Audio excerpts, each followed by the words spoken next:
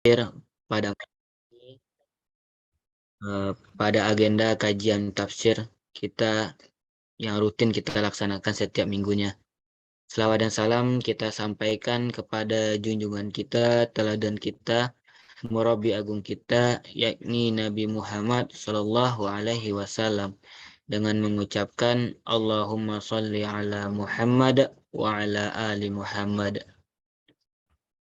Yang terhormat Bapak, Ibu, dan juga rekan-rekan mahasiswa yang sudah hadir pada kajian malam ini, dan juga yang terhormat Ustadz pemateri kita malam ini, yaitu Ustadz Ilham yang sudah membersamai kita. Baiklah, sebelum kita mulai, marilah sama-sama kita membaca basmalah. Bismillahirrahmanirrahim. Dan juga agar lebih berkahnya kajian kita pada malam ini, mari kita dengarkan lantunan ayat suci Al-Quran yang insya Allah akan dibacakan oleh saudara Zikri. Kepada Bang Ahsan Zikri, disilahkan.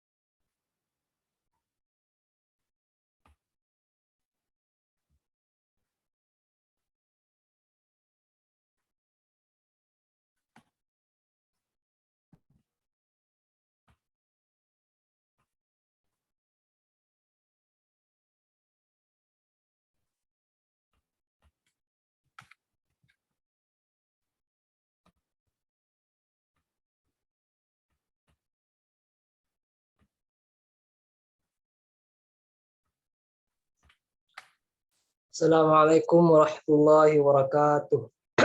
Waalaikumsalam warahmatullahi wabarakatuh.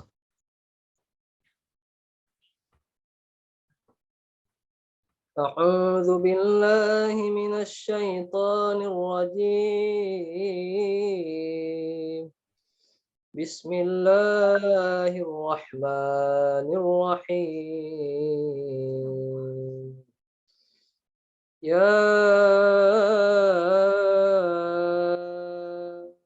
ayyuhan nasu inna khalaqnakum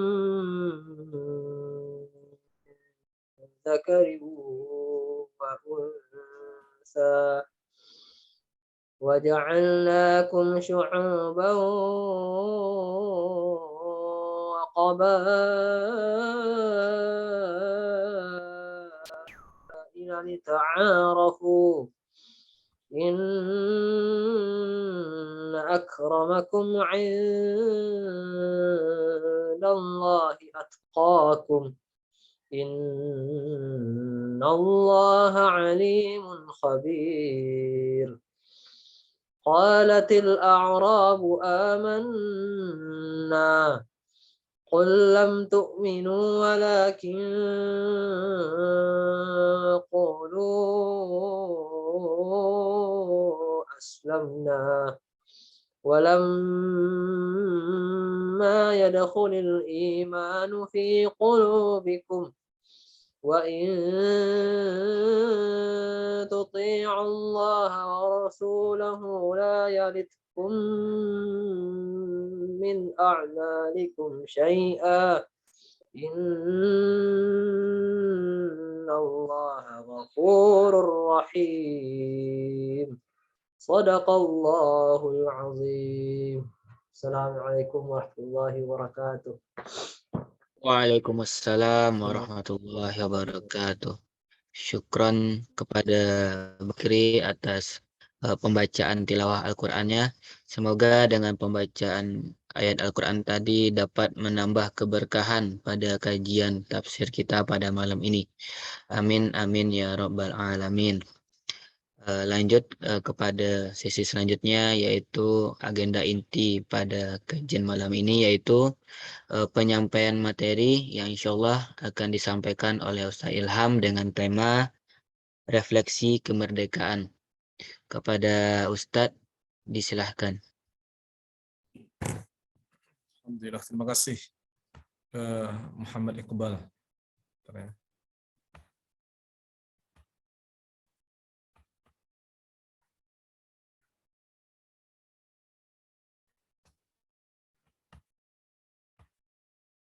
Oke.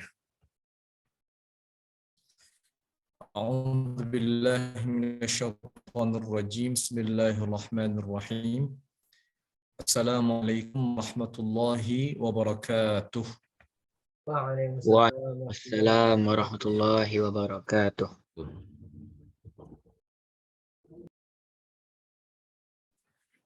Alhamdulillah wa syukru lillah. Wassalatu wassalamu ala rasulillah wa ala alihi wa sahbihi wa man walah.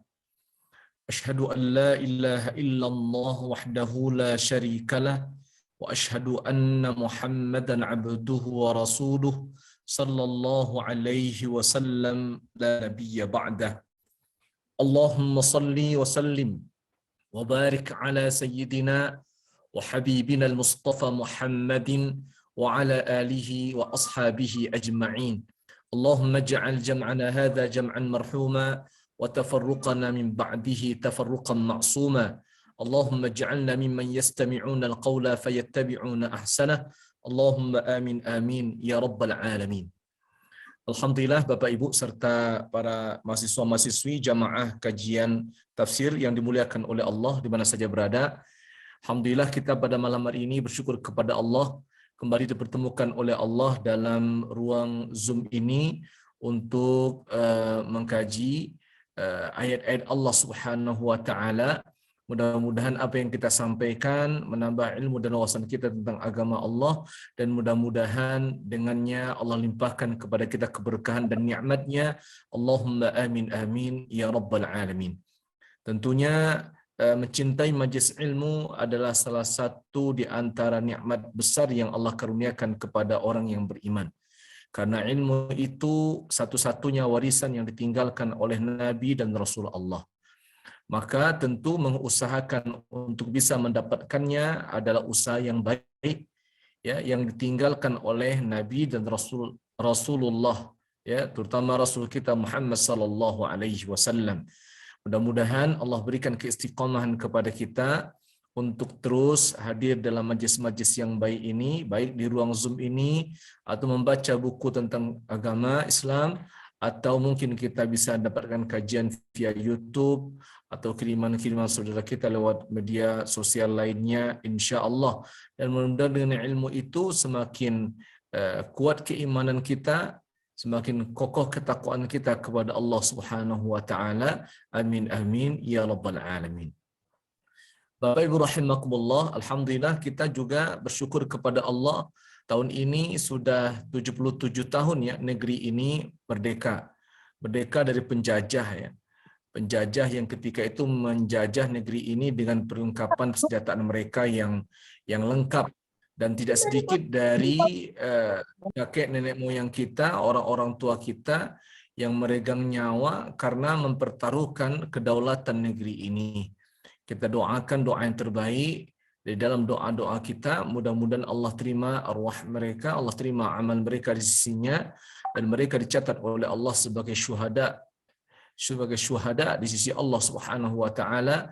Allahumma amin amin ya rabbal alamin. Bapak Ibu rahimakumullah,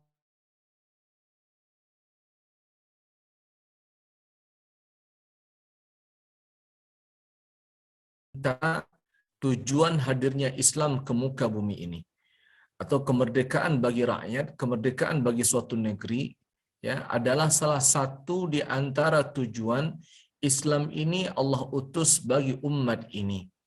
Ya, Khalifah Umar ibn Khattab radhiyallahu anhu itu pernah berujar dalam satu ungkapan beliau bahwa kenapa kalian malah memperbudak atau menjajah manusia itu? Ya, padahal dulu ibu mereka melahirkannya dalam keadaan merdeka gitu. Ya. Jadi Khalifah Umar ini ingin memberitahu kepada masyarakat, memberitahu kepada umat ini, kenapa mesti ada penjajahan, menyakiti orang lain gitu ya. Termasuk orang-orang yang berbeda pandangan dengan kita. Bukankah dulu ibu mereka ketika mereka melahirkan dalam kondisi merdeka gitu. Tapi pas anaknya remaja, pas anaknya dewasa malah diperangi gitu, malah dimusuhi, malah dijajah. Nah, artinya ungkapan ini adalah ungkapan yang sangat penuh dengan isyarat bahwa Islam itu sangat menolak penjajahan di muka bumi ini.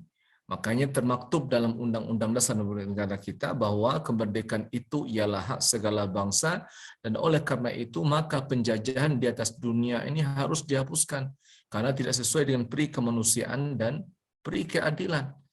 Dan itu dicatat dalam Undang-Undang Dasar Negara Republik Indonesia kita. Sebelum undang-undang itu dibuat, Islam pun sudah menyatakan hal seperti itu jauh-jauh hari.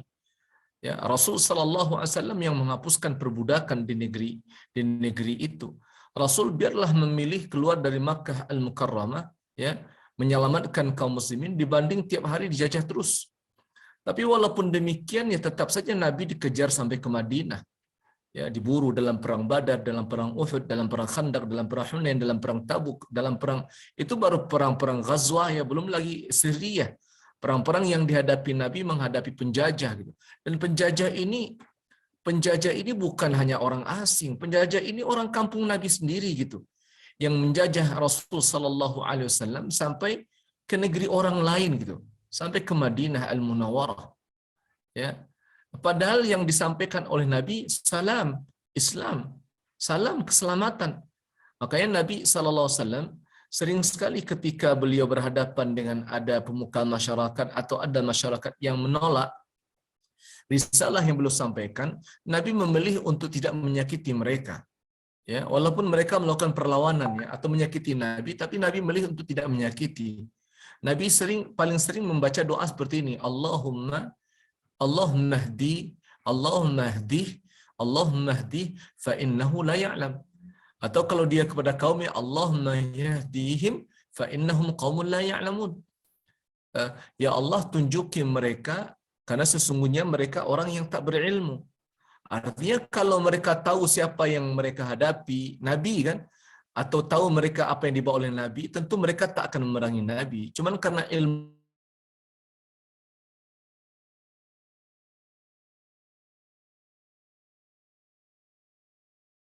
mereka memerangi Nabi.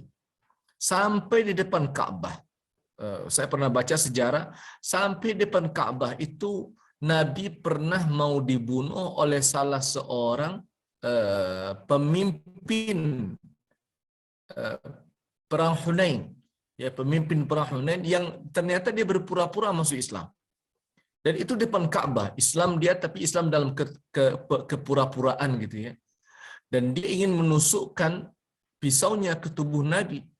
Cuman ya, Nabi duluan tahu gitu, sampai Nabi berhenti dan mengatakan engkaukah itu fulan gitu ya. Maksudnya Nabi ingin mengetahui engkaukah itu. Siapa yang membisikkan Nabi? Allah melalui malaikatnya. Si fulan kaget, kemudian Nabi menoleh ke belakang, pisaunya jatuh ke bawah, Nabi ambil pisaunya dengan tangan kirinya dan Nabi pegang dada si fulan itu dengan tangan kanannya sambil Nabi baca Allahumma hdi fa innahu la ya'lam. Padahal orang itu mau bunuh Nabi. Apa kata Nabi? Ya Allah, tunjuki dia karena sesungguhnya dia orang yang tidak tahu. Jadi seperti ini dalam kehidupan Rasul sallallahu alaihi wasallam hampir tiap hari ya, sampai datangnya pertolongan Allah bernama Ayyam Fath, yaitu hari kemerdekaan yang tercatat dalam surah Al-Fath, Inna fatahna laka fatham mubina, dan surah An-Nasr, idza jaa. Turun ayat itu perjuangan Nabi menghadapi penjajah hampir tiap waktu, hampir tiap hari, itu saja. Suatu ketika Rabi'i bin Amir Al-Thaqafi ya, ketika beliau berdakwah ke Persia,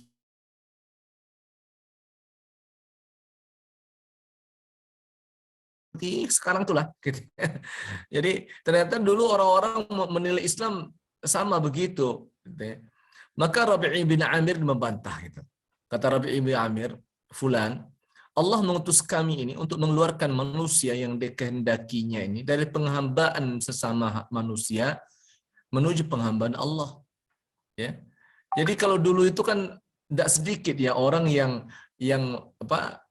lebih memilih menyembah manusia gitu ketimbang menyembah Allah. Sampai hari ini kasus Ferdi Sambo sama juga kayak gitu juga kan. Ya.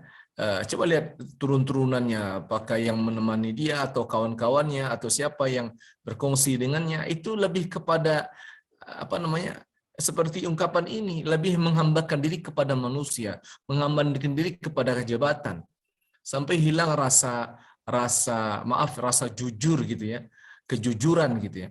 Makanya tidak salah Allah perintahkan jujur itu memang dengan iman dan takwa ya. Karena yang bisa jujur itu memang orang yang beriman bertakwa. Kalau orang yang tidak beriman susah tuh jujur tuh.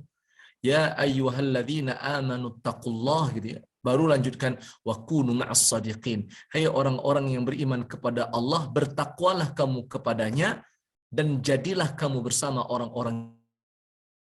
Jadi yang jujur itu memang orang-orang yang dekat dengan ketakwaan gitu ya. Jadi kalau dulu juga begitu, banyak orang yang menghambakan diri kepada Firaun, menghambakan diri kepada patung-patung, menghambakan diri kepada pimpinannya, kepada Abu Jahal, kepada siapa saja. Begitu. Termasuk menghambakan diri kepada Rustum. Kalau di Persia itu raja-rajanya namanya Rustam ya. Rustam atau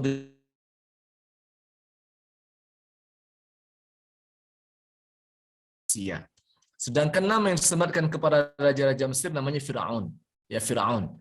Ya, kalau di kita kan ada kalau di Jogja ada Hamengkubuwono 1, 2 seterusnya itu ya. Atau di yang lain ada Sultan 1, Sultan 2, Sultan 3 dan seterusnya. Kalau di Persia namanya Rustam ya. Jadi ya, mereka Rustam ini ya yang menyatakan bahwa Islam itu datang untuk menyakiti manusia gitu ya. Padahal ketika Rustam itu jadi pimpinan, jadi raja, dia menyuruh umatnya untuk menyembahnya malah gitu. Untuk patuh dan tunduk kepadanya. Kata Rabi'i bin Amir utusan Nabi, kami ini bukan untuk itu, kami datang ini untuk mengeluarkan manusia dari menghambakan dirinya kepada manusia menuju Allah, menghambakan diri kepada Allah gitu.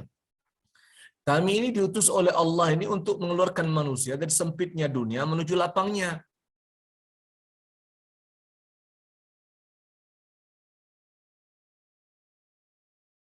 Maka kalau engkau sempit di satu tempat, ya pindah ke bumi yang lain. Engkau akan lapang di bumi yang lain itu, gitu ya. Nah, begitu. Dan kami ini diutus oleh Allah Subhanahu wa taala untuk mengeluarkan manusia dari kezaliman agama-agama menuju keadilan Islam. Ya. Sebelum Islam datang, coba lihat perilaku orang jahiliyah, Arab jahiliyah. Kalau yang termaktub dalam kitab sejarah kan, jahiliyah betul gitu ya. Zalim sekali gitu. Menyembah Tuhannya tidak berpakaian, gitu kan? Kemudian kalau ada orang yang dirampas hartanya melawan, dibunuh, kan begitu.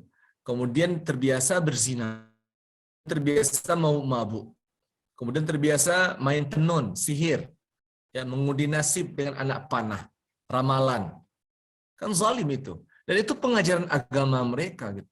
Menyembah patung, berhala.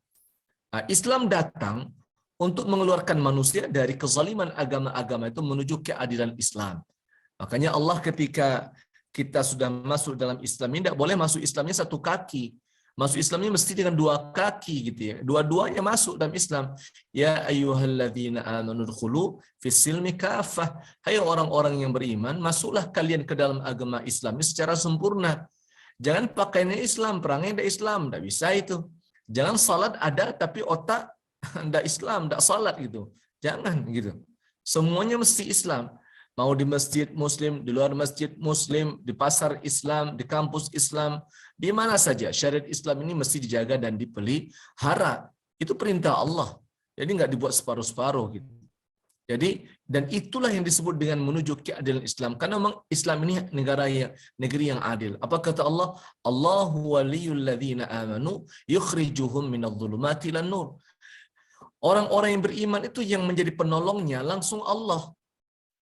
Jadi orang-orang yang beriman tuh yang menjadi penolongnya langsung Allah. Makanya Allah ketika kita sudah jadi orang beriman, jadi orang muslim, Allah perintahkan kita masuk total ke dalam Islam. Jangan satu kaki gitu. Ya. Kenapa demikian? Karena Allah yang menjadi penolong bagi orang-orang yang beriman, sampai orang-orang yang beriman itu Allah yang keluarkan dari kezaliman menuju terangnya cahaya Islam. Allahu waliyul ladzina amanu yukhrijuhum minadh dhulumati ilan nur. Dari kezaliman menuju cahaya Islam.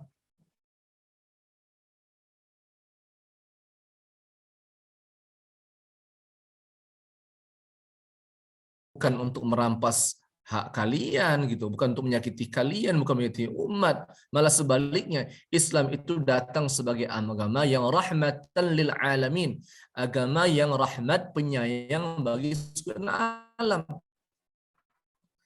Pernahkah kita mendengar cerita Nabi pernah menyakiti orang Yahudi ketika Islam jaya ya di Madinah? Pernah enggak kita mendengar kisah Nabi pernah menyakiti orang Yahudi? Tidak pernah. Selain orang Yahudi itu sendiri yang menyakiti orang Islam malah, atau menyakiti diri mereka sendiri. Mereka yang berulah, mereka sendiri yang meninggalkan negeri Madinah Al-Munawwarah. Yang Nabi tidak pernah. Itu termaktub dalam Piagam Madinah ya, yang ada berapa poinnya untuk Muslim, sekian poinnya untuk orang-orang Yahudi Madinah. Bapak Ibu rahimakumullah. Jadi terkait dengan penjajahan di muka bumi ini, itu telah berlangsung dari awal penciptaan manusia, terutama awal manusia diturunkan ke muka bumi ini. Dan kemudian beranak pinak ya Adam ya dengan keturunannya Hawa ya alaihi wassalam, umi kita, dan abuna Adam. Mulailah muncul ada perampasan hak, ada menyakiti jiwa, menghilangkan jiwa antara Qabil dan Habil, dan begitu terusnya sampai ya yang masyhur dan yang paling terkenal itu kisahnya Banu Israel. Kisahnya Fir'aun ya. Kisahnya Fir'aun, bagaimana Fir'aun itu berlaku zalim kepada rakyatnya atau kepada orang-orang yang berbeda pendapat dengannya. Sesuai dengan ayat yang kita catat ya. Ini dia. A'udzubillahi minasyaitonir rajim wa idz najjaynakum min ali fir'auna yasumunakum ya. Wa idz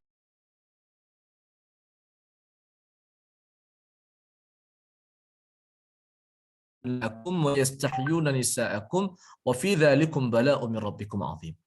Ingatlah ketika kami menyelamatkan kalian dari Firaun dan para tentaranya atau pengikut-pengikutnya. Ketika itu mereka menimpakan siksaan yang sangat berat kepadamu. Mereka menyembelih anak-anak laki-lakimu dan membiarkan hidup anak-anak perempuanmu. Wa fi dzalikum bala'un min rabbikum 'adzim. Pada yang demikian itu terdapat cobaan yang sangat besar dari Tuhanmu. Ini kan bentuk penjajahan Allah gambarkan. Dan Allah selamatkan Musa dan kaumnya dari pesakitan seorang Firaun gitu ya. Karena Firaun ini ya boleh dikatakan otaknya bermasalah gitu. Masa anak-anak kecil dibunuh oleh Firaun ini karena kebencian, karena kedengkian gitu. Karena kekhawatiran kerajaannya dirampas oleh para laki-laki, ya itu Firaun begitu tuh.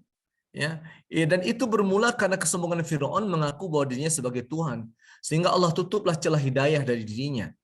Dan Firaun ini wallahu a'lam Firaun 1, 2 atau berapa ya. Kalau sekarang kan di apa namanya di museum Mesir itu masih ada Firaun ya. Firaun yang menjadi tanda-tanda kuasa Allah SWT termaktub dalam Al-Qur'an Karim ya. Salah satunya kisah Firaun.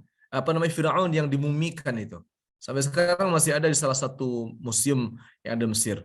Dan itu bisa jadi Firaun yang Allah sebutkan dalam Al-Qur'an Karim, yang Allah tenggelamkan di Laut Merah itu, ya.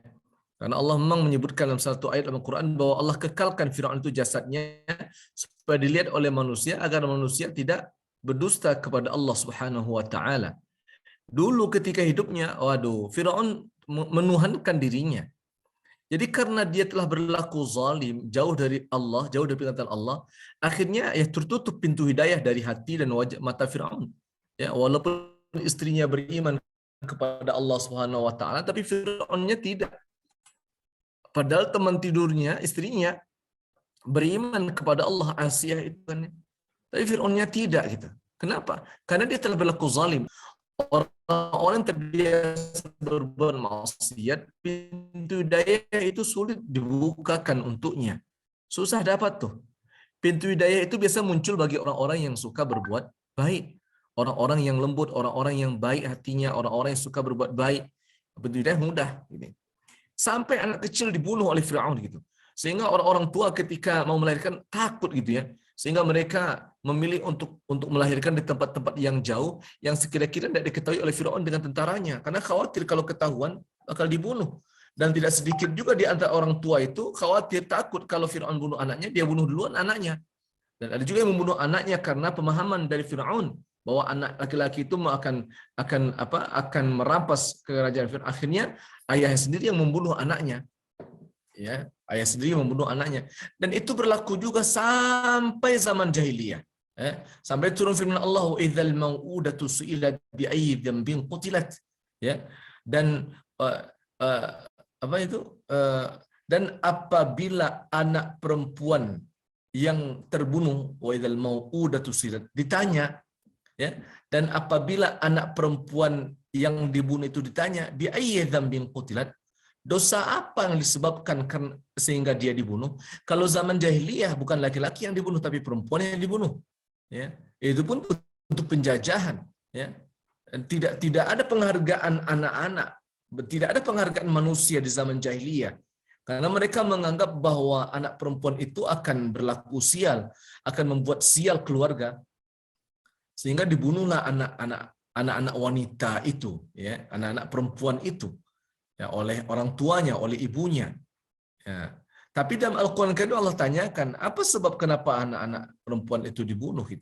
Itu kan zaman jahiliyah, zaman sebelum Allah mengutus baginda Rasulullah SAW. Dulu jauh sebelum itu Firaun yang bunuh laki-laki, karena khawatir kerajaannya akan dikuasai oleh anak laki-laki itu. Kemudian wa yastahyuna nisaakum, dan dia membiarkan anak perempuan hidup-hidup, anak perempuan itu hidup. Wa fi dzalikum bala'un min rabbikum 'azim, pada yang demikian itu terdapat cobaan yang sangat berat dari Tuhanmu. Kalau dalam Al-Qur'an Bapak Ibu rahimakumullah ada 5 golongan orang, boleh dikatakan, atau suku atau bangsa yang disebut oleh Allah dalam Al-Qur'an itu sebagai penjajah gitu. Ya, sebagai penjajah. Ini yang pertama, Firaun. Firaun ini penguasa yang penuh dengan tirani ini. Dia kuasai segala lini sehingga umat itu patuh dan tunduk kepadanya. Dia berkata nih, akulah Tuhanmu nih. Akulah Tuhanmu yang paling tinggi. Surah An-Nazi'at ayat yang ke-24. Ini Firaun nih. Kalau dalam bahasa kita ya, itu Firaun itu membodohi rakyatnya. Sehingga rakyat itu karena sudah dibodohi, dalam tafsir surat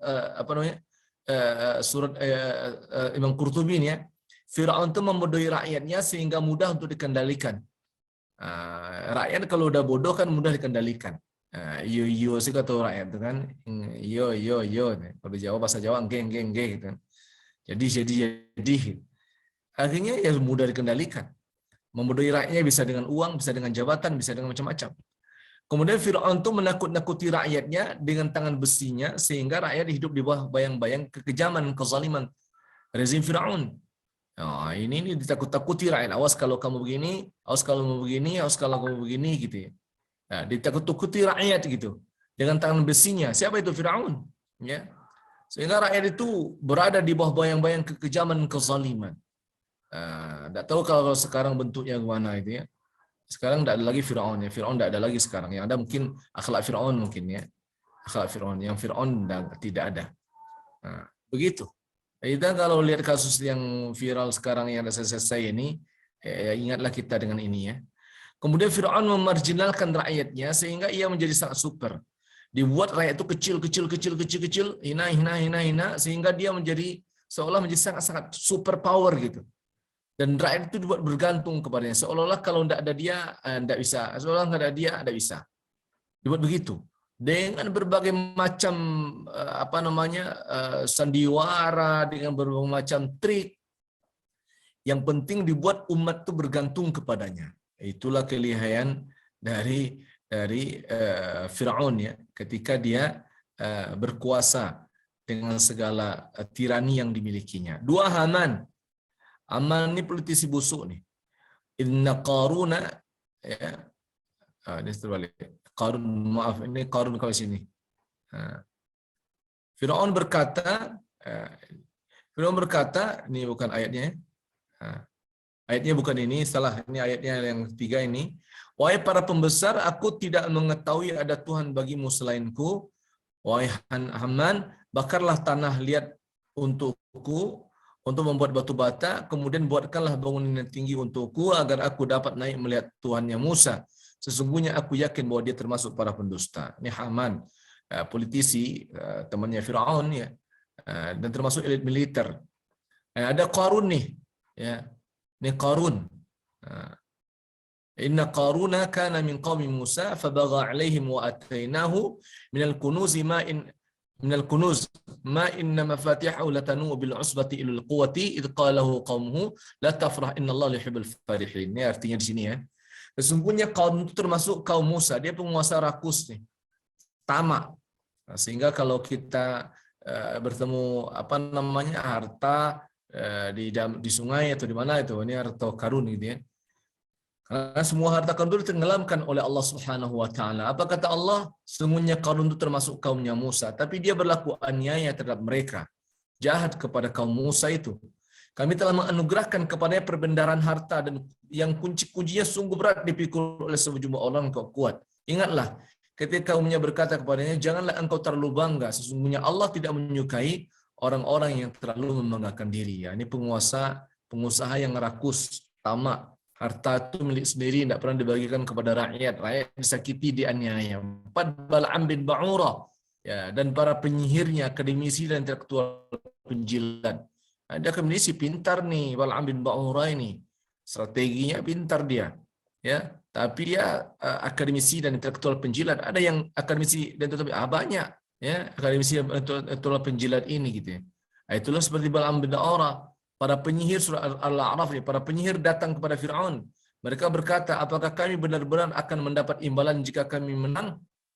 Gitu, ya. Kalau kami menang lawan Musa gimana? Dapat tidak imbalan? Apa kata Fir'aun? Ya, bahkan sesungguhnya kamu pasti termasuk orang-orang yang didekatkan dukanya kepadaku. Maksudnya, bukan hanya harta yang akan diberikan. Bos, aman.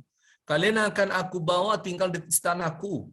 Nah, ini katanya nih, yang penting dengan kepintarannya, dengan ilmunya para penyihir ini, ya, dengan ilmunya, pintarannya, mereka berharap mereka dapat uang.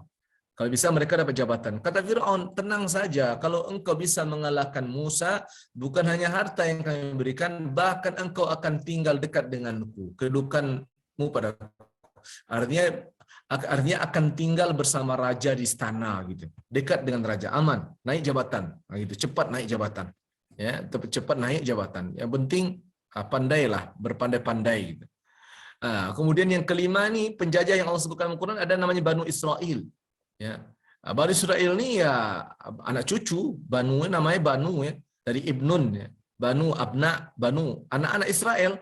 Israel ini ya, anak atau anak dari Ishak alaihissalam atau cucu Ishak alaihissalam, ya. Bani Israel ini rakyat yang bermental inferior gitu, otak penjajah saja ini. Dari dulu gitu. Bukan hanya sekarang saja Israel tidak mau memerdekakan Palestina gitu, ya. Dulu juga begitu gitu. Maka Fir'aun telah mempengaruhi kaumnya hingga mereka patuh kepada sungguhnya mereka adalah kaum yang fasik. Jadi Bani Israel ini di zaman Nabi Musa itulah mereka mulai bergejolak kan. Diminta oleh Nabi Musa begini banyak alasan, minta Nabi Musa begini banyak alasan. Bani Israel ini gitu, ya. Ujung-ujungnya hobi menjajah, ujung-ujungnya hobi menyakiti. Udah aman di Mesir malah orang pula disakiti. Dah aman tinggal di Mesir, Bani Israel ini aman tinggal di Mesir, tapi orang Mesir pula yang disakiti. Orang Bani Israel ini kaya sendiri. Itu dalam tafsir Al-Baqarah tuh, jamaah di Allah Subhanahu wa taala. Jadi kalau kaya sendiri, sehingga orang-orang Mesir ya sakit hati gitu. Sudah tinggal di negeri kami kaya sendiri, tidak pernah berbagi. Air pun pengairan tidak pernah dibagi gitu. Harta makan seorang gitu. Padahal mereka mencari harta di kampung kami sehingga mereka diusir dan terusir. Dah diselamatkan oleh Musa. Gara-gara orang Mesir itu ada yang dipukul ya, pengikutnya Firaun dipukul sekali oleh Musa, langsung talantang gitu ya. Langsung mati gitu. Ya. Dan selamat itu Bani Israel itu. Suatu ketika berjumpa dengan tentara Firaun, Bani Israel ini malah mengadu. Itu Musa tuh yang kemarin membunuh saudaramu, sehingga Nabi Musa pun lari terbirit-birit menghindarkan serangan dari orang-orang Mesir. Siapa yang mengadukan? Bani Israel. Memang otaknya otak inferior. Sampai hari ini begitu jamaah. Udah berapa kali intifada? Intifada 1, intifada 2, intifada 3. Enggak terhitung intifada. Kalau perjanjian antara Palestina dan Israel, entah berapa kali perjanjian. Semuanya yang membatalkan siapa? Bani Israel. Ya, rakyatnya dikasih senjata satu. Anak kecil yang usia remaja dikasih senjata masing-masing. Yang ada di pikirannya kalau lawan orang Palestina tembak saja. Lawan Palestina tembak saja. Tanah orang dicaplok. Ya, diambil secara paksa. Diklaim ini punya kami, ini punya kami. Oh, otak-otak Israel seperti itu. Bapak Ibu rahimakumullah. Ini penjajah yang Allah catat dalam Al-Quran Karim disebutkan oleh Allah. Jadi penjajah-penjajah ini sudah ada dalam Al-Quran, sudah terjadi sebelum Allah mengutus Nabi dan Rasulullah Sallallahu Alaihi Wasallam sebagai Nabi terakhir di muka bumi ini. Tidak ada sebelumnya itu penjajah itu. Sampailah penjajah-penjajah ini di kita rakyat Indonesia ini ya. Kita pun juga pernah mengalami penjajahan-penjajahan yang betul-betul menyakitkan. Hampir 500 tahun negeri ini terjajah. Bukannya terjajah dari secara kedaulatan negara, juga terjajah secara fisik, pemikiran, harta benda dan seterusnya. Buktinya banyak sekali orang-orang tua kita yang meninggal dunia, yang syahid gara-gara mempertahankan negeri ini gitu. Mempertahankan tanah kelahirannya. Sebutlah misalkan dari yang pertama itu ada Portugis ya. Portugis itu berlabuh di Maluku 1509. Awalnya cari rempah-rempah saja, malah banyak rempah nampak akhirnya menguasai. Terus Spanyol 1521 sampai 1629 ya. Pernah terjadi persaingan ketat nih antara Spanyol dengan Portugis ya. Sehingga Spanyol akhirnya pergi. Kemudian ada lagi nama Belanda. Ini Belanda ini cukup lama, 300 tahun nih. Sampai mendirikan VOC dia. Dan memberlakukan sistem kerja rodi ya. Rodi, kemudian tanam paksa. Ya, itu untuk rakyat kita. Negara-negara kita, orang datang mengusir kita. Tanah-tanah kita datang penjajah untuk membunuh kita, merampas hak-hak kita. Padahal negara kecil. Kemudian ada lagi Perancis gitu ya, ada Perancis gitu. Saat menjajah Belanda dikalahkan Perancis. Belanda terpaksa menyerahkan wilayah sebagian jajahannya kepada Perancis ketika itu. Kemudian ada lagi Inggris. Inggris ini menduduki Jawa lewat pimpinan Stamford ya. Kemudian Inggris tak lama 1816 lebih kurang 5 tahun. Ada lagi Jepang. Jepang mata sipit nih Jepang nih ya. Awalnya itu mau menawarkan bantuan untuk memerdekakan Indonesia. Namun malah karena melihat Indonesia kaya raya, dieksploitasi sumber-sumber daya alam Indonesia. Bahkan guru-guru kita dulu waktu kita belajar pelajaran ya PSBB ya. Sejarah ini ya diingatkan bahwa 3,5 tahun Jepang menjajah Indonesia itu hampir kekejamannya sama dengan 300 tahun Belanda menyerang Indonesia. Tapi gitu ya, para pejuang kita tidak habis pikir gitu. Mereka biarlah kehilangan waktu bersama keluarga ya, kehilangan istri, kehilangan anak gitu ya, kehilangan kampung halaman gitu. Demi mengusir para penjajah ini gitu. Karena para penjajah ini dalam Al-Quran telah Allah sebutkan gitu ya, bahwa mereka adalah orang-orang yang zalim yang mesti dilawan gitu, yang mesti diperangi gitu, yang mesti diusir para penjajah-penjajah ini. Dan ini perilaku zalim, orang-orang kafir hobinya menjajah seperti itu. Nah, maka para pejuang-pejuang kita ketika mereka menghadapi musuh ini kan mereka menghadapi dengan ruan takbir Allahu Akbar gitu ya. Bukan dengan suruh ayo saja, tapi dengan suruh takbir Allahu Akbar, sehingga menggetarkan sampai ke lubuk hati para pejuang itu untuk menumpas para penjajah di negeri ini. Nah, akhirnya atas kuasa Allah Subhanahu wa taala di tahun 1945 ya, merdekalah kita, jayalah kita. Nah, dan itulah yang diperingati hampir setiap tahunnya. Ya, di setiap tanggal 17 Agustus. Kemarin juga 17 Agustus bertepatan dengan hari Rabu ya, kemarin. Hari Rabu pekan kemarin. Alhamdulillah merdeka kita. Secara jajahan merdeka, tapi secara tersirat bisa jadi kita masih terjajah. Terjajahnya mungkin dalam bentuk yang lain gitu ya, dalam bentuk yang lain. Rakyat susah, harga BBM naik gitu kan. Rakyat susah, malah minyak minyak goreng langka gitu. Semua serba melambung tinggi. Orang mau pergi ibadah umrah, harga naik juga pesawat terbang gitu. Corona masih terasa sampai sekarang kan. Baru setahun kan saudara-saudara kita tahun kemarin kan saudara kita yang meninggalkan bumi ini masih ada. Tapi belum lepas dari kesedihan, semua serba naik, serba mahal. Ya, semua mesti pakai uang gitu. Saya nggak tahu apakah itu yang masih disebut sebagai penjajahan. Tentu Pak Dr. Edinil dan Bapak Ibu dosen kita yang lebih paham tentang itu ya. Jadi taib ya. Rasul Sallallahu Alaihi Wasallam kan juga terjajah. Sebagaimana kita sebut tadi ya. Sampai beliau terjajah itu di Madinah. Sampai ke Madinah dijajah itu kan oleh orang-orang kafir Quraisy gitu. Dan dalam kajian kita sebelumnya itu Rasul SAW terus saja berkeyakinan gitu, bahwa dengan kesabaran dan keyakinan kepada Allah suatu ketika kita pasti akan dimenangkan oleh Allah Subhanahu wa taala. Kalau di Madinah Nabi tidak diam lagi, Nabi malah melawan, sabar Nabi dengan melawan. Kalau di Makkah memang sabar Nabi dengan diam gitu. Karena jumlah kaum muslimin sedikit. Tapi ketika di Madinah kaum muslimin sudah berjumlah ramai banyak ya dihadapi musuh-musuh itu, dilawan gitu dengan persenjataan apa adanya. Sampai mereka kan masuk kota Mekah ya. Sampai penjajah itu masuk kota Madinah. Sehingga Nabi terpaksa dengan waktu yang singkat membuat parit yang kita kenal dengan istilah perang Khandak namanya kan. Perang Khandak namanya. Perang Khandak itu sudah hampir dekat dengan Masjid Nabawi itu. Bapak Ibu rahimakumullah. Hampir dekat dengan Masjid Nabawi. Kalau Uhud ya dekat juga gitu. Badar agak jauh sedikit. So begitu orang-orang kafir Quraisy itu mengejar Rasul sallallahu alaihi wasallam, tapi Nabi sudah hadapi saja mereka dengan segala perlengkapan ya apa adanya saja. Karena penjajahan itu memang harus dihapuskan. Perbudakan dihapuskan, masa para penjajah dibiarkan saja gitu. Harus dihapuskan. Tidak boleh lagi ada perang-perang di muka bumi ini gitu. Berilah kesempatan bagi manusia ini untuk hidup gitu ya.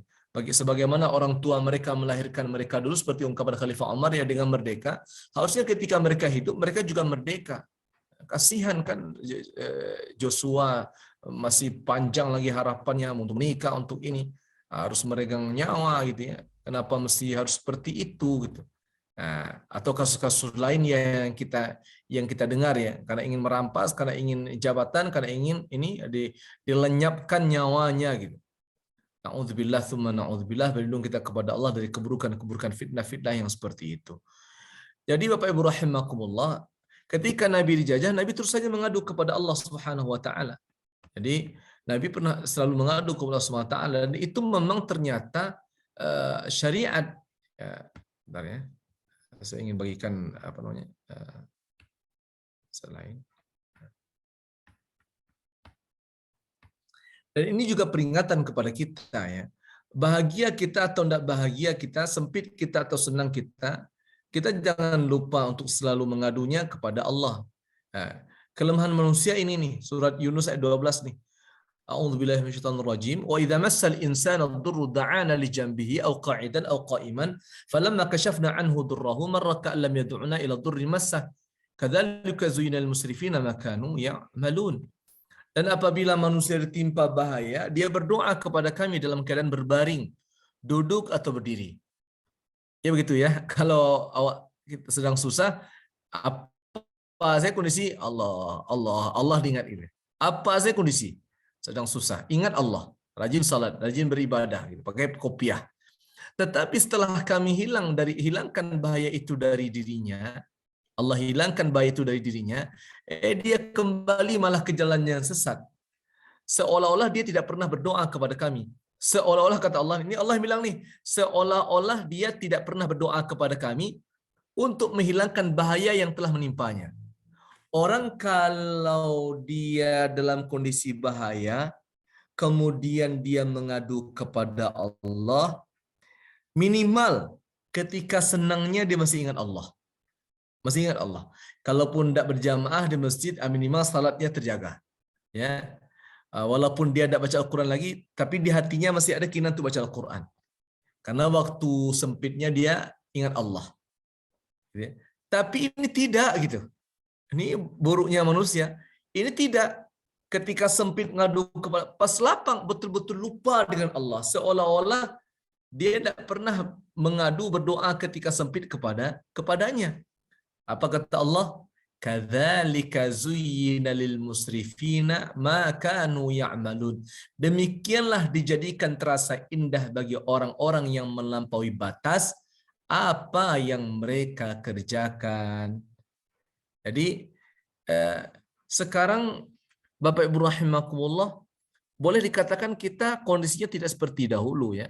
Kalau dulu nenek moyang kita mesti tinggal di hutan belantara gitu ya. Makannya terbatas, minum terbatas, tak bisa ngapain gitu. Kalau sekarang kan tidak ada seperti itu. Orang udah bebas, sudah nyaman, merdeka kita ini, alhamdulillah. Tapi jangan pernah kita lupa gitu ya, untuk selalu ingat kepada Allah karena kemerdekaan ini bukan hanya hasil ikhtiar kita. Ya, di sini ada kuasa Allah. Ya, ada kuasa Allah yang menetapkan. Kenapa Allah tetapkan kita baru tahun 1945 baru merdeka? Kenapa tidak Allah tetapkan misalkan tahun 1500 setelah Portugis pergi kita langsung merdeka gitu? Karena semua itu yang merencanakan Allah gitu, yang menetapkan Allah bukan kita. Karena mesti gugur dulu ratusan ribu orang, jutaan umat di negeri ini baru kita merdeka gitu. Semuanya ketetapan Allah SWT, bukan kekuasaan kita. Maka dalam keadaan lapang seperti ini pun kita tidak boleh lupa kepada Allah. Sebagaimana dulu para pejuang kita berjuang pakai teriakan takbir Allahu Akbar, mengingatkan bahwa perjuangan ini mesti karena Allah biar berpahala walaupun ujungnya kita mati, maka pas merdeka ini kita juga jangan lupa teriakan takbir itu dalam salat kita, dalam doa kita, Allahu Akbar itu. Bahwa Allah yang besar, Allah yang maha besar. Kalau memang Allah maha besar, wujudkan bahwa engkau kecil. Bagaimana cara mewujudkannya? Sembah Allah. Wa ma khalaqtul jinna wal insa illa liya'budun, dan tidaklah aku ciptakan jin dan manusia kecuali untuk beribadah kepada aku. Kan itu ayatnya, bukan yuwaswisu fi sudurin nas seperti Gus Samsudin itu ya. Jadi bentuk kita lemah ini gitu. Kita terlahir ini nyembah Allah gitu. Allahus Samad, Allah tempat bergantung. Nah, jangan lupakan itu. Makanya Bapak Ibu rahimakumullah, dalam HUT kemerdekaan Republik Indonesia itu sudah jadi catatan dalam protokol HUT RI ya, di mana saja mengheningkan cipta ya, dipimpin oleh pembina upacara gitu kan. Nanti sebenarnya dalam cipta ini kan mengirimkan doa terbaik bagi para syuhada. Kita berdoa kepada Allah. Bahkan kadang-kadang di akhir HUT itu ada doa yang dipanjatkan kepada Allah sebagai wujud kesyukuran kita kepada Allah atas nikmat kemerdekaan, dan itu memang harus dilakukan ya.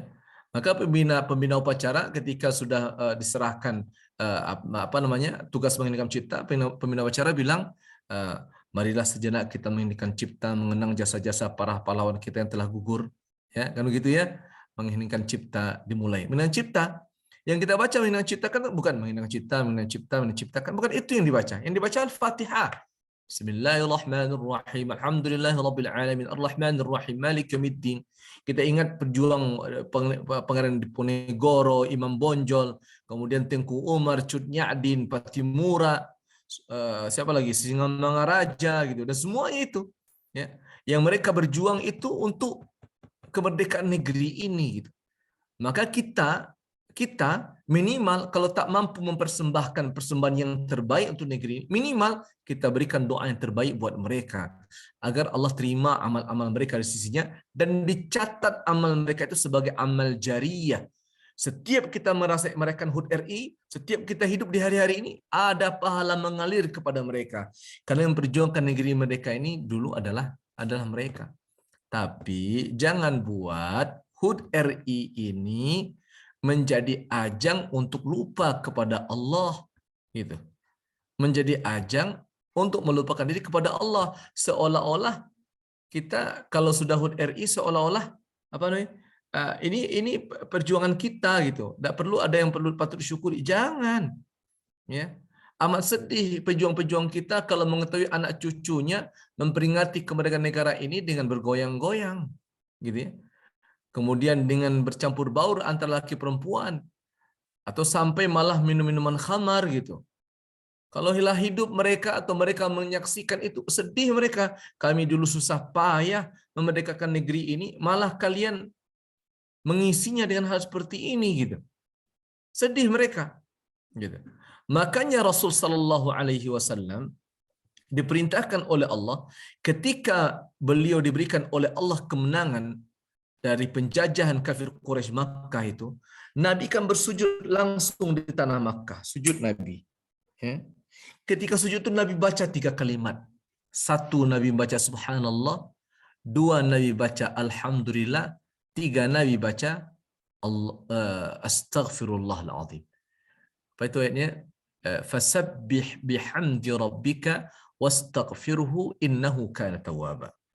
Tasbih itu kan bacaan subhanallah. Ya, kegunaannya adalah agar kita sadar bahwa yang kita lakukan ini atas kemahasucian dan kemahabesaran Allah. Bukan atas kemahasucian si fulan-fulanah. Bukan atas kemahasucian si Badu gitu. Ya, kemahabesaran si Badu Baduanah gitu. Tidak. Tapi ini atas kehendak Allah. Maka kita bilang subhanallah, subhanallah. Itu diperbanyak. Yang kedua itu dengan mengucap alhamdulillah, segala puji bagi Allah. Segala puji bagi Allah. Karena kita bisa merdeka. Kalau bagi Nabi, kita sudah kembali bisa masuk kota Mekah. 15 tahun berusaha masuk Mekah, tak berhasil selama di Madinah. Baru kali ke-16 Nabi berhasil masuk Madinah. Nabi ucap alhamdulillah. Segala yang terjadi ini hanya milik Allah dan segala pujian itu hanya Allah yang punya. Maka Nabi bilang alhamdulillah. Itu. Jangan sampai lupa pula kita seolah ini perjuangan kita awak alun mangha-mangha alun ado yang kita persembahkan untuk negeri ini. Sehingga kita lupa pula mengucap pujian kepada Allah. Semua ini Allah berkehendak. Dan yang ketiga itu Nabi mengucap astaghfirullah. Astaghfirullah, meminta ampunan Allah. Maksudnya jangan-jangan ketika kita dapat kebahagiaan ini gitu. Ada hal-hal yang tidak pantas terjadi. Adalah hal yang kita lakukan sesungguhnya itu tidak mesti terjadi, tidak semestinya berlangsung, maka kita ucap astaghfirullahalazim. Bapak Ibu kalau dapat kebahagiaan, ulang tahunkah gitu, atau dapat kesenangan, naik jabatankah gitu, atau dapat proyek baru, jutaan uang ininya gitu, atau dapat kebahagiaan-kebahagiaan yang lain, 3 kalimat ini jangan dilupakan, termasuk astaghfirullah. Ya, ini rahasia astaghfirullah ini al-azim, aku memohon ampun engkau ya Allah. Karena tidak semua orang Bapak Ibu senang melihat kita senang. Gitu. Tidak semua orang senang, bahagia, melihat kita bahagia dan senang. Banyak orang-orang di luar sana tidak senang melihat kita senang. Ya. SMS ya, susah melihat kita yang senang ini. Susah dia gitu. Sempit bagi dia melihat kita senang ini. Gitu. Sehingga ya karena kedengkian dia berlaku zalim dengan melakukan sihir, tenun, tolong kepada syaitan dan lain-lain. Tapi ketika kita berucap astagfirullah, kita sadar kebahagiaan ini tidak perlu kita terlalu euforiakan gitu ya, sehingga orang memandangnya tidak pantas gitu, sehingga orang-orang benci kepada kita. Jadi kalaupun bahagia sebatasnya, sewajarnya kebahagiaan itu. Tidak berlebih gitu ya. Sewajarnya saja, tidak perlu berlebih. Karena kalau berlebih bisa jadi orang yang melihat, orang yang mendengar tidak suka, ya, tidak suka. Makanya kita sering-sering ucap astagfirullahaladzim. Hal inilah yang pernah ditanyakan oleh Khalifah Umar bin Khattab radhiyallahu anhu kepada Abdullah bin Abbas. Wahai Abdullah bin Abbas, sahabat Nabi ya, seorang terjemahan Quran, penterjemah terbaik Al-Quran Karim. Bagaimana pandanganmu tentang surat An-Nasr ini? Bagaimana pandanganmu tentang surat An-Nasr? Ya, kata Abdullah bin Abbas, wahai Khalifah, aku memandang surat An-Nasr ini sebagai pertanda kepada kita bahwa ini tugas Nabi ini selesai sudah. Ya, tugas Nabi ini selesai. Risalah kenabian selesai. Dan Allah telah mencukupkan segalanya kepada Rasul sallallahu alaihi wasallam. Makanya Allah perintahkan kepada Nabi untuk memperbanyak membaca subhanallah, membaca tahmid dan membaca istighfar. Ini pula yang dikuatkan oleh Ummul Mukminin Sayyidah Aisyah radhiyallahu anha dalam Sahih Muslim. Beliau berkata, ada 3 kalimat yang paling sering aku dengar Nabi mengucapkannya sebelum wafatnya. Terutama setelah Nabi pulang dari haji ya, haji wada bulan Dzulhijjah, Muharram, Safar, Rabiul Awal. Nabi meninggal Rabiul Awal. Jadi aku sering mendengar Nabi berucap 3 kalimat. Satu, baca subhanallah wa bihamdi. Ya, subhanallahil azim, astaghfirullah wa atubu ilaih. Hadis sahih Imam Muslim. Yang dibaca oleh Nabi, kata Sayyidah Aisyah, Nabi bertasbih kepada Allah, kemudian bertahmid kepada Allah, dan kemudian meminta ampunan Allah. Jadi dibaca Nabi itu subhanallah wa bihamdi, astaghfirullah wa atubu ilaih. Dalam riwayat yang lain, subhanallah wa bihamdi, subhanallahil azim, astaghfirullah wa atubu ilaih. Maha suci engkau ya Allah, segala pujian hanya milikmu ya Allah. Maha suci engkau ya Allah, yang maha agung. Aku memohon ampunan engkau ya Allah, dan aku bertaubat kepadamu. Jadi wujud kesyukuran kita dimerdekakan dari para penjajah adalah dengan mengisinya dengan cara membasahi lidah-lidah kita ini dengan zikrullah, dengan kata-kata yang baik. Dengan kata-kata yang baik. Sehingga kesyukuran ini berbuah pahala, tidak berbuah dosa. Tapi Bapak Ibu rahimakumullah, saya rasa mungkin ini dulu yang bisa disampaikan dalam pertemuan kajian kita malam hari ini. Mungkin kalau ada yang perlu kita diskusikan. Kami kembalikan kepada protokol Saudara Muhammad Iqbal. Jazakumullah khairan katsiran. Silakan Muhammad Iqbal. Baik, syukran Ustadz atas penyampaian materinya untuk kajian kita malam ini. Kita lanjut kepada sesi selanjutnya, yaitu sesi tanya jawab. Kepada Bapak Ibu dan juga rekan mahasiswa yang ingin bertanya, disilahkan boleh dengan open melalui fitur chat. Insya Allah jika di fitur chat, insya Allah saya sebagai moderator yang akan langsung membacanya. Bapak Ibu dan rekan-rekan mahasiswa disilahkan.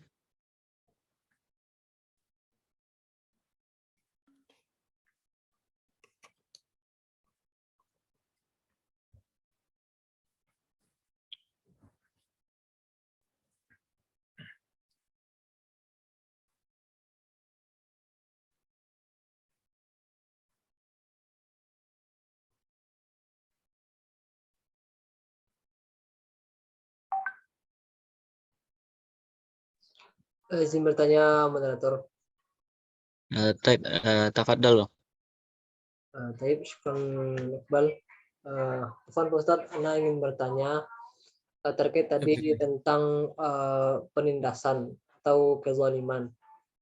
Seringkali kadang kita merasa kita telah berbuat baik-baik saja, tapi ternyata kita telah menzalimi orang lain karena kita tidak menyadarinya. Bagaimana cara kita agar cepat untuk sadar bahwa kita telah berbuat kesalahan, dan bagaimana cara agar kita bisa menghindari dari perbuatan zalim itu, Ustaz? Syukran, Ustaz. Baik. Terima kasih Fikri. Kezaliman ini mesti dihindarkan ya, sebagaimana Rasulullah SAW pernah bersabda, unsur akhaka zaliman au mazluman. Tolonglah saudaramu yang berbuat zalim dan yang dizalimi. Ya, tolonglah saudaramu yang berbuat zalim dan dizalimi. Artinya kezaliman ini kan dibenci ya. Innallaha la yuhibbuz zalimin. Sesungguhnya Allah tidak mencintai orang-orang yang berlaku zalim. Ketika itu Nabi bertanya, "Ya Rasulullah, kalau menolong orang yang dizalimi, faham kami itu. Dia dizalimi, kami tolong, ngerti kami. Tapi apa maksudnya menolong orang yang berbuat zalim? Apa maksudnya menolong orang yang berbuat zalim?" Maka Rasulullah SAW menjawab, maksudnya adalah dengan mencegahnya. Maksudnya dengan mencegahnya untuk berlaku zalim. Salah satu cara petunjuk yang diajarkan oleh Nabi Muhammad SAW kepada kita untuk terjauh dari kezaliman adalah memohon petunjuk Allah. Allahumma arinal haqqa haqqa warzuqna ittiba'ah wa arinal batila batila warzuqna ijtinabah. Itu doa yang diajarkan oleh Nabi itu. Ya Allah, perlihatkanlah kepada kami yang benar ini betul-betul benar, ya. Yang benar ini betul-betul benar, dan karuniakanlah kepada kami untuk mengikuti kebenaran itu. Ya Allah, perlihatkanlah kepada kami yang batil itu betul-betul batil, dan karuniakanlah kepada kami untuk menjauhi kebatilan itu. Kenapa orang berlaku zalim? Karena bisa jadi salah satu penyebabnya itu dia melihat kebaikan itu sebagai sebuah kebatilan. Dia melihat sebuah kebenaran sebagai sebuah kebatilan, atau dia melihat kebatilan sebagai sebuah kebenaran. Akhirnya dia menzalimi dirinya sendiri atau dia menzalimi orang lain.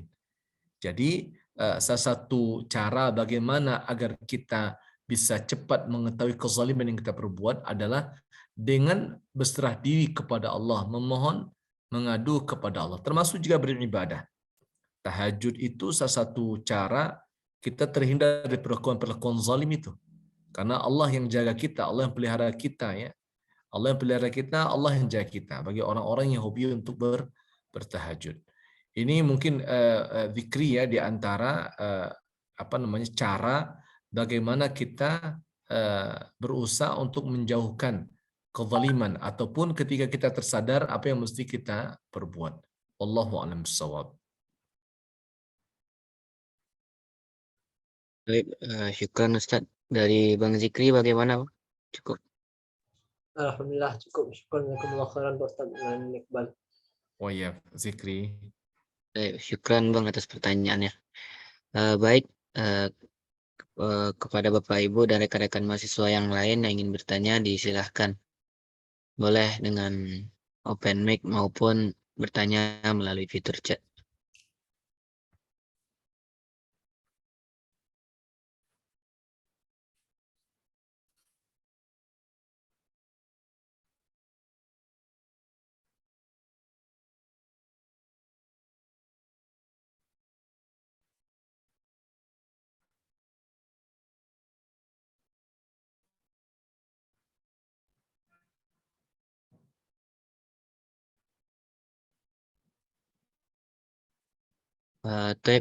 Mungkin dari Bang Andre ada pertanyaan kepada Bang Andre, disilahkan.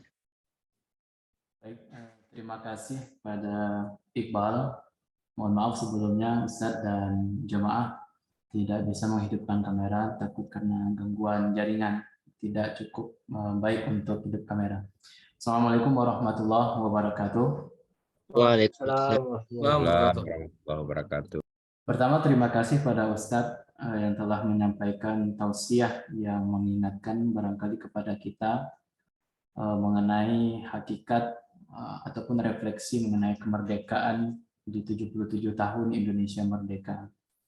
Mulai dari Ustadz menceritakan bagaimana penjajahan antara manusia kepada manusia sejak Nabi Adam, kemudian pada sejarah Nabi dan Rasul hingga kepada Nabi Muhammad, yang kemudian kita banyak belajar dari apa yang Ustadz sampaikan tadi. Kemudian yang kita bawakan kepada 77 tahun Indonesia merdeka.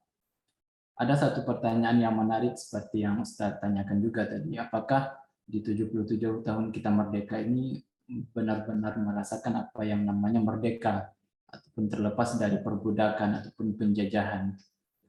Dan ini suatu hal yang kalau kita mau refleksi tentu kita melihat bagaimana sejarah dahulu, kita mengambil pelajaran dan bagaimana untuk merefleksikan diri mencapai suatu hal yang akan menjadi lebih baik ke depannya. Tetapi ternyata barangkali di 77 tahun Indonesia merdeka ini kita melihat bahwasannya masih banyak di antara kita umat Islam khususnya di Indonesia masih banyak terjadi perbudakan-perbudakan, barangkali penjajahan-penjajahan baik secara sosial, ekonomi, politik, dan lain sebagainya. Tentu hal ini tidak terlepas dari bagaimana kita melihat sebuah sistem barangkali yang Indonesia pakai, sistem demokrasi yang memberikan akses kepada setiap kita itu memang untuk melakukan sebuah penjajahan dan perbudakan kepada sesama kita dengan cara yang terbaru barangkali. Tentu kalau kita mau refleksi apakah memang kemudian apa yang kita gunakan di dalam ketatanegaraan ini adalah sebuah hal yang mendorong kita mencapai sebuah negeri baldatun thayyibatun wa rabbun ghafur, tentu jawabannya bisa barangkali kita asumsikan belum. Maka dari itu di sini saya memposisikan diri pada sebuah pemikiran yang selama ini dan sejauh ini menjadi musuhnya negara, yaitu tentang wacana ataupun ide tentang khilafah. Nah, barangkali khilafah inilah yang akan membantu menjawab bagaimana kita umat Islam sebagai mayoritas di Indonesia ini melepaskan diri dari penjajahan-penjajahan baik ekonomi, sosial maupun politik. Sebab kenapa demikian? Karena kalau memang kita dalam sebuah sistem khilafah barangkali bagaimana menjadikan Islam itu menyeluruh di dalam kehidupan kita. Peduhulu fisil mikafah seperti yang Ustaz sampaikan tadi. Sehingga kita tidak melihat bagaimana orang miskin itu masih ada, maka Islam menjawabnya dengan zakat. Bagaimana tidak adanya terjadi perbudakan-perbudakan nafsu, maaf dalam tanda kutip perbudakan seks bagi perempuan, karena Islam telah melarang hal demikian, maka barangkali dengan penegakan sistem khilafah di Indonesia ini menjadi jawaban untuk bagaimana kita mencapai kemerdekaan sebenar-benarnya merdeka, sebagaimana Islam mengatakan kemerdekaan itu di dalam diri setiap pada manusia. Kemudian pasti jawaban atau bantahannya karena Indonesia itu kan tidak semuanya Islam, ada Hindu, Buddha, Kristen dan lain sebagainya. Lalu apa bedanya dengan apa yang disampaikan Ustaz tadi melalui Piagam Madinah di masa Rasulullah? Rasulullah masih mengakomodasi kepentingan-kepentingan ataupun hak-hak hidup orang yang tidak Islam. Maka sejatinya barangkali menurut saya dalam pemikiran yang dianggap radikal tentang adanya khilafah ini, sebetulnya kalau kita memahami dari sisi syariat Islam ataupun dari kacamata Islam, saya rasa ini adalah sebuah jawaban bagaimana kita mencapai baldatun thayyibatun wa rabbun ghafur.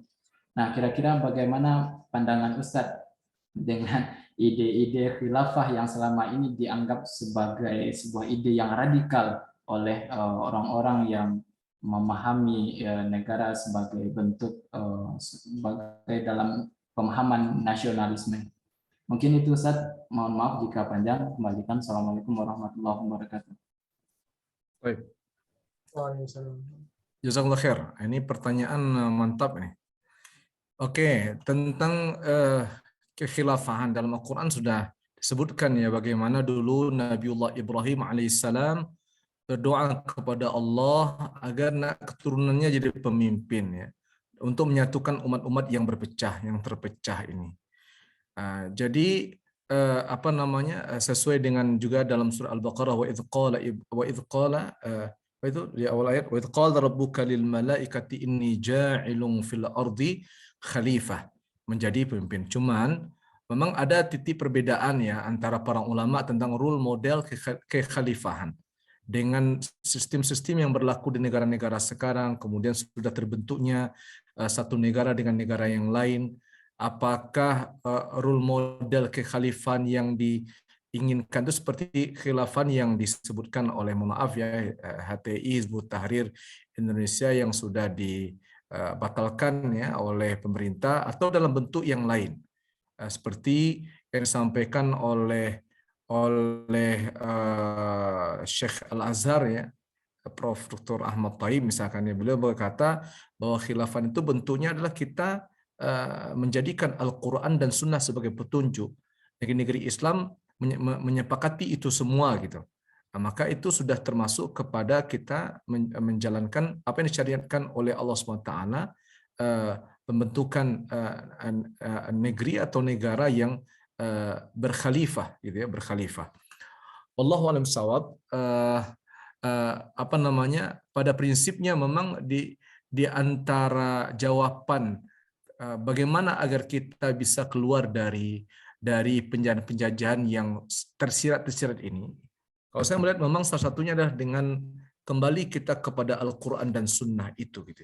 Kembali kepada Al-Quran dan Sunnah. Kalau memaksakan diri mesti membentuk kekhilafan seperti dulu Turki Utsmani atau Andalusia atau lain, kita akan berhadapan dengan banyak pertentangan. Kita akan disebutkan hal itu saja. Bukan tidak mungkin akan banyak yang meregang nyawa juga gitu. Karena tidak semua orang yang sepemikiran dengan hal seperti itu. Gitu. Atau malah kita mencari solusi yang lain, menyatukan negeri-negeri Islam ini dengan Al-Quran dan Sunnah. Ya, bagaimana pemimpin negeri misalkan di Indonesia dia berpegang kepada Al-Quran Sunnah, Malaysia berpegang dengan Al-Quran Sunnah, Singapura berpegang dengan Al-Quran Sunnah, dan umatnya. Dan jika seorang pemimpin sudah berpegang dengan Al-Quran dan Sunnah secara baik, maka keadilan sosial bagi seluruh rakyat itu akan terlaksana dengan baik gitu. Jadi kita lebih kepada pemikiran bagaimana masyarakat ini dijaga dulu gitu. Tidak fokus kepada pembentukan puncaknya saja gitu. Kalau untuk membentuk misalkan kalau buatan piramida ya, kalau piramidanya segitiga seperti ini, kalau orang yang menyematkan sistem khilafan yang sekarang itu dia lebih cenderung memikirkan siapa yang akan jadi pemimpinnya ini di atas nih. Pada permasalahan di bawah ini banyak ini, batu-batu yang mau ditumpuk gitu, itu banyak gitu. Siapa yang angkat batu ini ada batunya satu rusak. Nah, ini kalau dipaksakan juga terus naik ke atas ini rusak tamanya malah bisa hancur semuanya gitu. Nah, karena piramida itu terbentuk begini dari dasarnya. Sekarang umat makannya susah, ekonomi susah, BBM naik, bukan di kita. Coba Anda lihat di Mesir, Sri Lanka termasuk ya, banyak sekali orang-orang Islam di Sri Lanka itu. Kemudian di Sudan ekonominya merosot, termasuk juga Maroko segala macam. Nah, persoalan-persoalan kerakyatan ini yang mesti dituntaskan dulu gitu. Nah, salah satunya adalah dengan jadikan Al-Quran dan Sunnah sebagai petunjuk, gitu. Dan tidak boleh kita terlepas dari itu. Gitu. Al-Quran Sunnah ini kan bukan, mohon maaf ya, Al-Quran Sunnah ini jangan dipahami bahwa membaca Al-Quran, kemudian menerjemahkan, ngaji tafsir, begitu tidak. Yang saya maksudkan dengan Al-Quran Sunnah itu, menjadikan Al-Quran itu sebagai pedoman hayah, sunnatu hayah, menjadi pedoman dalam hidup kita. Misalkan kita mau berbicara tentang bertetangga, lihat sunnah. Kalau kita misalkan mau belajar, lihat lagi Al-Quran dan Sunnah. Bagaimana Islam memuliakan orang-orang untuk ilmu, seperti itu. Jadi semua itu kan bukan hal yang sedikit, banyak. Kalau semua itu sudah disepakati, maka insya Allah beban-beban yang ada pada negeri-negeri ini dengan sendirinya akan terselesaikan. Saya lebih condong memikirkan itu, kalau saya pribadi condong memikirkan itu ketimbang fokus dengan pembentukan pucuk satu pimpinan untuk merangkul semua negeri-negeri yang ada. Karena suasananya tidak seperti suasana dahulu. Palestina satu saja tidak selesai, ya, tidak tuntas gitu. Karena masing-masing berbeda-beda. Saya lebih cenderung masing-masing negeri ini, masing-masing negara ini, mereka berusaha memperbaiki dulu tatanan bawah ini dulu. Bagaimana masyarakatnya bahagia, bagaimana ekonomi mereka baik, bagaimana kemiskinan dihapuskan. Bagaimana rakyat-rakyat itu bisa berusaha dengan tangan mereka sendiri dan menghasilkan. Nah, sembari kita menanamkan nilai-nilai keislaman yang baik kepada mereka. Insya Allah dengan sendirinya nanti apa yang dituju dalam kekhilafan dulu dengan sekarang, insya Allah akan tercapai dengan suasana yang sama gitu ya. Capaiannya akan sama gitu ya. Tujuannya sama. Apa itu? Menjadikan negeri itu yang baldatun thayyibatun wa rabbun ghafur. Itu mungkin sedikit pemikiran terkait dengan sistem khilafahan yang sering diperdengarkan juga hari-hari ini, ya, sehingga sering menjadi bahan diskusi bahkan dianggap kalau di Indonesia bahkan dianggap sebagai pemicu terjadinya kerenggangan antara satu dengan yang lainnya. Wallahu a'lam bishawab. Mudah-mudahan bisa difahami ya. Saya tidak ingin terlalu panjang dalam bahasan ini. Mungkin kalau mau panjang dalam diskusi tatap muka lebih bagus. Barakallahu fiik. Baik, syukran Ustadz atas jawabannya. Dari Bang Andre bagaimana? Syukran jazakallah khair Ustaz. Afwan, Jawaban Andre. mencerahkan bagi pikiran Sama. terkait yang Ustaz sampaikan. Terima kasih Ustaz. Wa iya, barakallahu fiik. Ini Ustadz, ada pertanyaan di fitur chat Ustadz. Biar Anda bacakan. Assalamualaikum Pak Ustadz. Sebagaimana tadi disampaikan bahwa penindasan itu harus dilawan sebagaimana yang dilakukan oleh penjajah terdahulu. Tetap yang sekarang terjadi banyak penindasan itu dilakukan oleh pemimpin kita sendiri dan bahkan seagama. Bagaimana seharusnya sikap kita menghadapi hal-hal seperti ini ke depannya? Apakah harus dengan perlawanan juga, Pak Ustadz? Terima kasih Pak Ustadz. Dari Bapak Harid Fedra, Ustadz. Ya, jazakallah khair. Pertanyaan sangat baik sekali. Setiap kezaliman mesti dilawan, tapi melawannya tentu tidak dengan kekerasan ya. Melawannya tentu dengan perlawanan yang diakui oleh konstitusi ya. Jangan sampai kita melawan dengan melawan undang-undang pulau gitu. Kita lawan malah kita masuk polisi, masuk jeruji besi, tinggal istri dan anak kita kan. Jadi kalaupun mau perlawanan mungkin dengan ide, pemikiran, gagasan gitu ya. Dan ini sudah ada plot-plotnya ini, sudah ada plot-plotnya gitu ya. Kalau misalkan presiden, memang yang pantas itu wakil-wakil rakyat gitu.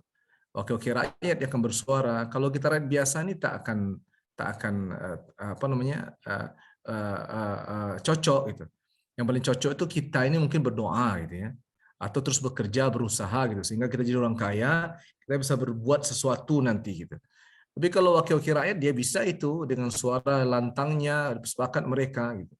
Makanya dalam pemilu-pemilu itu kita tidak boleh asal-asal tunjuk-tunjuk saja, mentang-mentang ganteng, cantik, pilih gitu kan. Tapi apa tujuannya, apa partainya, dasarnya seperti apa, kita tidak pikirkan itu. Sehingga ketika ada terjadi permasalahan kita ya tapak seorang gitu. Karena kita tidak menemukan solusi atas itu gitu. Berbeda kalau kita seandainya punya wakil-wakil rakyat yang perhatian, yang jelas tujuannya, pemikirannya untuk maslahat banyak umat gitu. Seperti itu. Jadi kalau Nabi dulu pernah berkata, qulil haq ya, Imam al-Jair, katakan yang benar itu benar di depan pemimpin yang jair, di depan pemimpin yang keras, yang kasar gitu. Pemimpin yang kasar itu yang jahat itu ya, katakan tentu bagi orang yang mampu mengatakan itu gitu. Bagi orang yang tidak mampu mengatakan itu malah ujung-ujungnya bisa tidak baik gitu. Jadi kalau ada pemimpin yang kasar ucapannya, nasihati, yang ulama menasihati gitu ya. Kalau anggota dewan mungkin dengan kesepakatan mereka pula gitu ya. Kemudian kalau pengusaha mungkin dengan mencabut sahamnya bisa jadi seperti itu ya, contoh ya. Kalau bagi rakyat ya mungkin dengan sabarnya gitu. Itu di antara bentuk-bentuk atau cara sikap-sikap kita menghadapi kezaliman yang dilakukan oleh pemimpin. Rasul SAW itu pernah bersabda kepada ahlul Madinah, kepada orang Madinah. Kata Nabi Muhammad SAW kepada orang Madinah, hei orang-orang Ansar, kata Nabi ya, kalian nanti akan menemui sesudahku ini pemimpin-pemimpin yang zalim, pemimpin-pemimpin yang aniaya. Kata Nabi kepada orang-orang Madinah, maka bersabarlah kalian sehingga nanti kita diperjumpakan oleh Allah di Telaga Kautsar. Kalau untuk ini kan Nabi mensyaratkan sabar. Ya, kalau bertemu nanti engkau pemimpin yang jair, wahai orang-orang Madinah, sabar. Ya. Dan nanti sabarmu itu insya Allah akan berjumpakan kita nanti di Telaga Kautsarnya Allah Subhanahu wa Ta'ala. Seperti itu. Jadi mana yang saya lakukan dilakukan, tapi kita melakukannya tentu dengan cara-cara yang diakui oleh konstitusi negara kita gitu ya. Dan kita tentu bersikap sebagai seorang intelektual ya, ketika kita menghadapi orang yang berbeda sikap, berbeda pendapat dengan kita. Wallahu a'lam bishawab. Itu mungkin. Iqbal. Baik, syukran Ustadz. Karena waktu juga sudah menunjukkan pukul 21.41, mungkin sesi tanya jawab kita cukupkan dulu di sini ya Ustadz. Kemudian juga maaf Bapak Ibu jika masih ada pertanyaan, mungkin boleh nanti disimpan dulu dan nanti ditanyakan pada pertemuan-pertemuan selanjutnya. Baik, lanjut kepada sesi selanjutnya, yaitu sesi closing statement yang akan langsung disampaikan oleh Ustadz kita. Kepada Ustadz Ilham, disilahkan.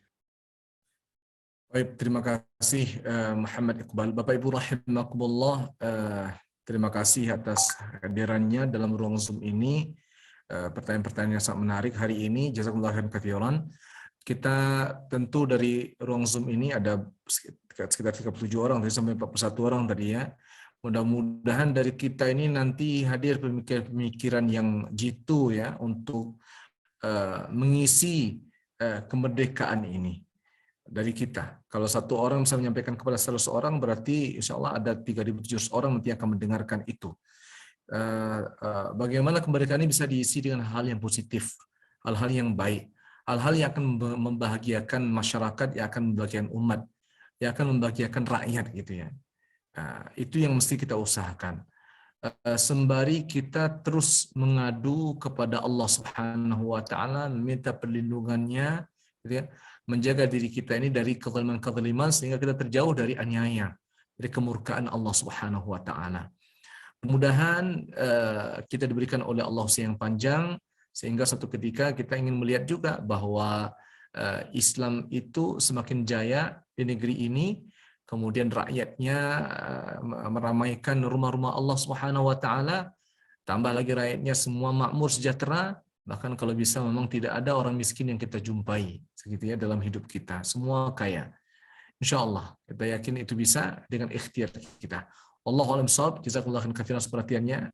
Terima kasih banyak. Wassalamualaikum warahmatullahi wabarakatuh.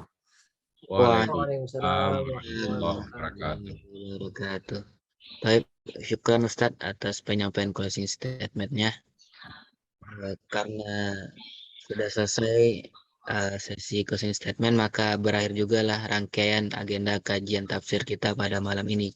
Semoga apa-apa yang telah Ustadz sampaikan tadi dapat kita terapkan dalam kehidupan sehari-hari kita. Amin, amin ya rabbal alamin. Baiklah, saya sebagai moderator, mohon maaf bila ada kesalahan baik dari segi penyampaian dan juga mungkin sedikit kelepotan, ana mohon maaf.